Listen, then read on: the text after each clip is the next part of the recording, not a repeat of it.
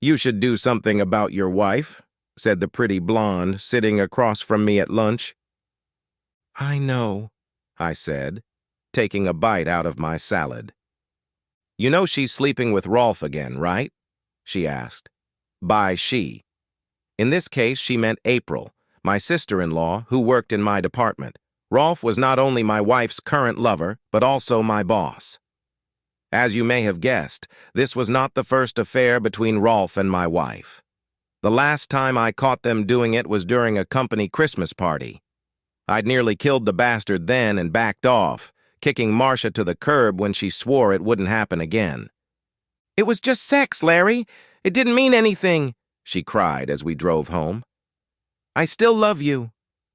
Like an idiot, I believed her and kept putting up with it, thinking we could work it out with counseling. And it seemed to work for a few months.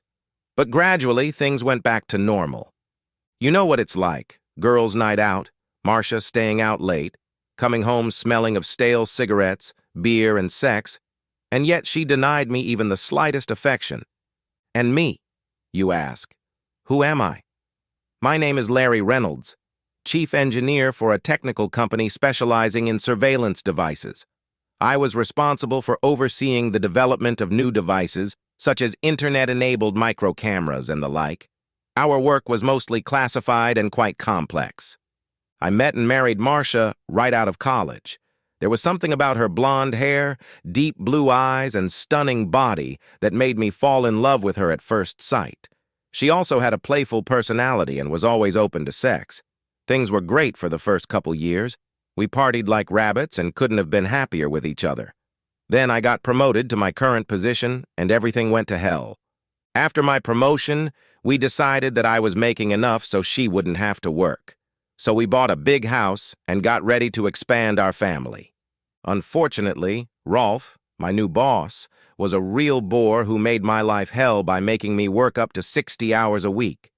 Worse, he was an arrogant, self-righteous bastard who thought he was God's gift to women. I heard from several of my female co-workers at work about his actions and wondered why no one had filed a sexual harassment report against him. Then there was that Christmas party. Marcia had worn a tiny dress and Rolf had caught on almost immediately, targeting her like a guided cruise missile.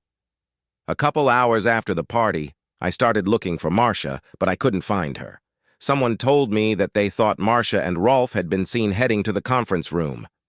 After a half hour of searching, I found them. Marcia was lying on the table with Rolf on top of her. "Get out of here, you pervert! I'm almost done, then you can take her home," he said with a smirk. Marcia just smiled at me, apparently not caring that she had just been caught in the act. "Get dressed, bitch! We're leaving," I said to Marcia as I headed for the exit. Naturally, there was a cold atmosphere at home for a while longer. The next day, Rolf cornered me at work and threatened to fire me if I said anything to HR. I didn't want to jeopardize my job, so I didn't react the way I wanted to. But that didn't mean I didn't do anything. "So what are you going to do?" asked April, forcing me back to my current reality. "Are you going to divorce her?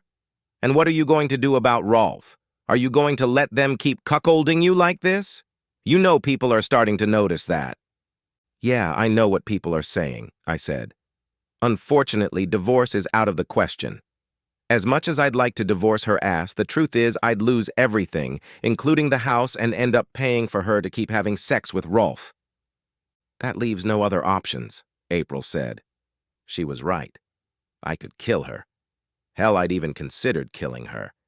But that would only result in me going to jail for life. Or worse. Killing her was out of the question. "Whatever you do, you have to do it fast," April said. "I'm not covering for her anymore, and I'm sick of hearing her talk about how big Rolf is. God, this is going to kill our ancestors. They think the sun rises and sets in her." I was tired of Marcia's ramblings, too. I assured April before we finished lunch that I had it all sorted out and would deal with her soon. No one knew that for the past few months I'd been plotting my revenge, both on Marcia and Rolf, in case things went south again. Thanks to my work, I was able to get my hands on top-of-the-line surveillance equipment. High-definition cameras throughout the house, internet-controlled, GPS units on her car, cameras built into the dashboard, and microphones in her purse. Yes, I had it all covered, and it paid off.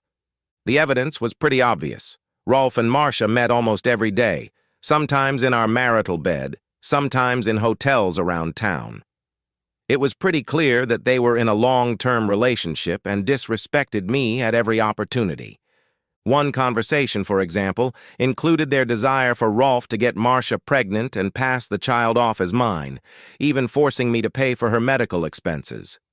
I couldn't help but wonder what Rolf's wife would think of that.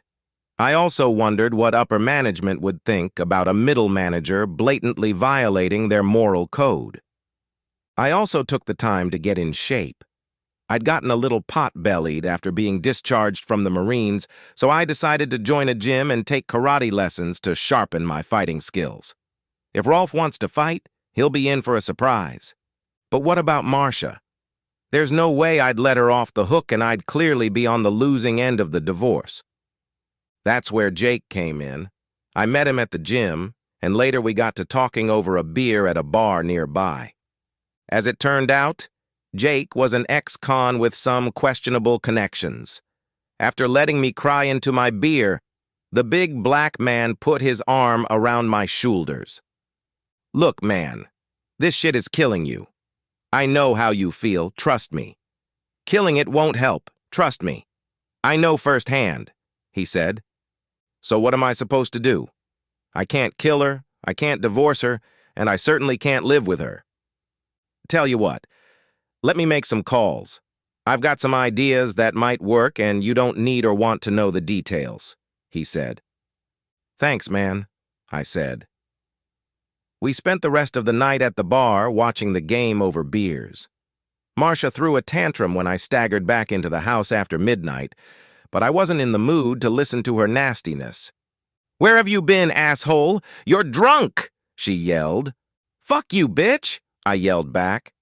"After all the shit you put me through, I deserve a night out with my friends, so get the fuck off me." Marcia jumped back. I'd never spoken to her like that before. She backed off and didn't say anything else for the rest of the evening. The next day, Marcia had one of her late nights. She claimed to have been with the girls, but I knew better. She smelled like sex, and it was obvious she had slept with Rolf. She stripped naked, climbed into bed, and grabbed my hand, placing it on hers. "Take me," she whispered. I pushed her away. "God, you stink," I said. "Go take a shower. You stink like shit." "Fuck you," she said, turning away. I kicked her out of bed and told her if she insisted on smelling like a street whore, let her sleep in the guest bedroom. A couple days later, Jake texted me, "Africa is calling." Then he added, "Call if you want to make a reservation." "Got it, thanks," I replied. I had my suspicions, but I didn't say anything. Later, I got a call at work. It was Marcia. "Can you come home early today?" she asked. "I have a surprise for you," I argued. "Yeah, I guess so," I said. "Rolf wasn't here today, so I can probably leave a little early. What do you have in mind?" "Well, I realized I've been kind of a bitch to you lately, and I'd like to do something to fix that," she said. "Maybe a sexy, romantic weekend away." "Sounds good," I said.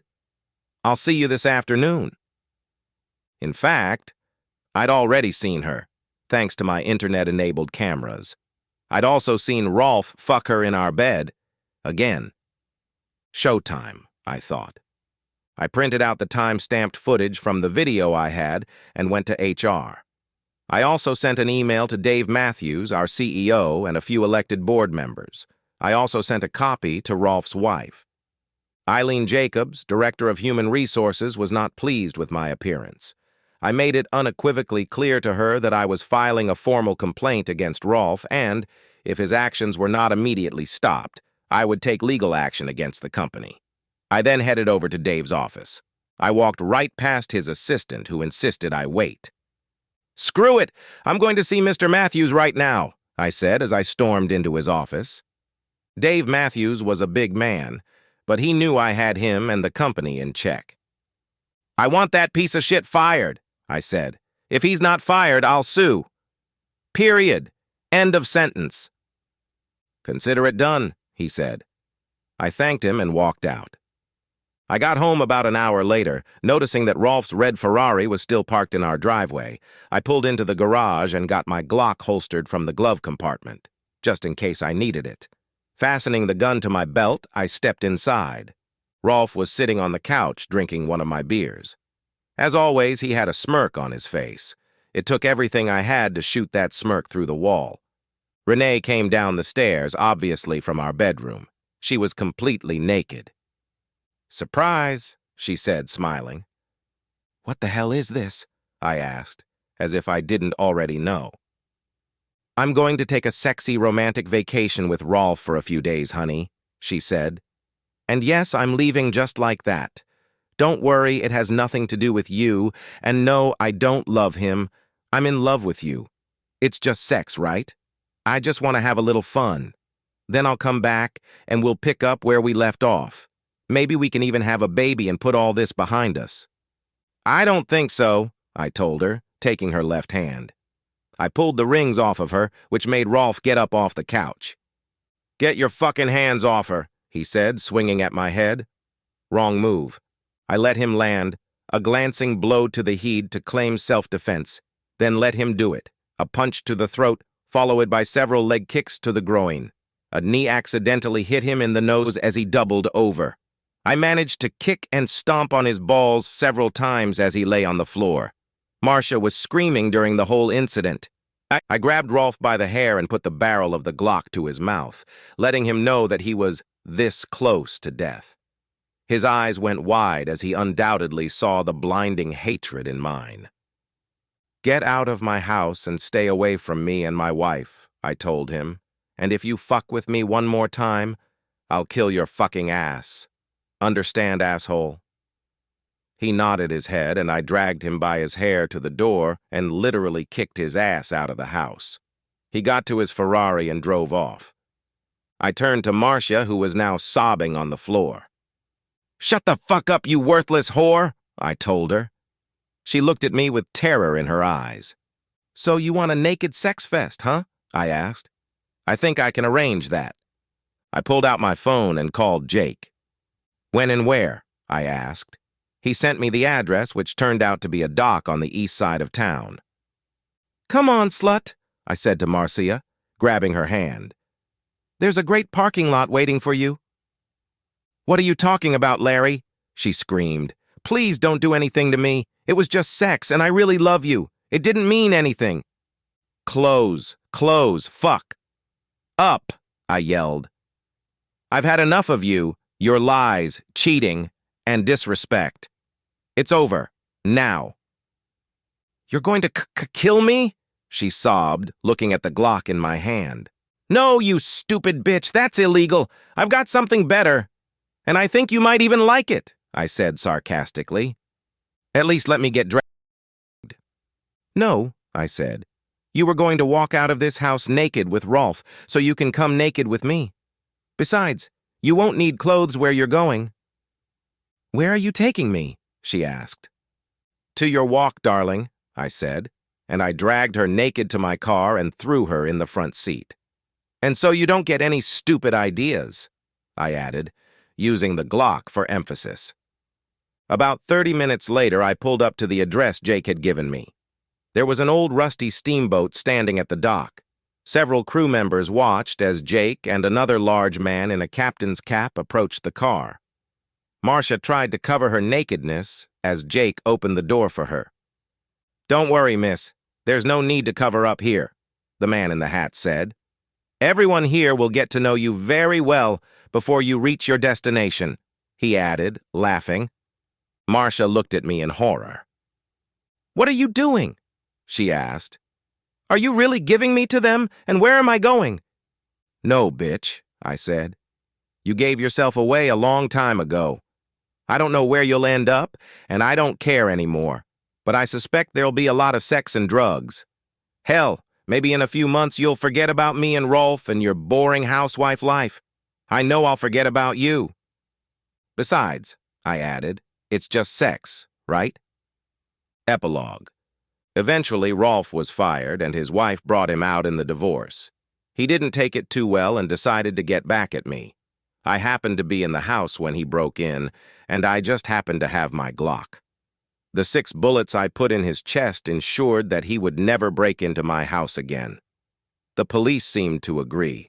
I never found out exactly where Marcia ended up, but I read a story about a steamship that had been hijacked by Somali pirates off the coast of Africa.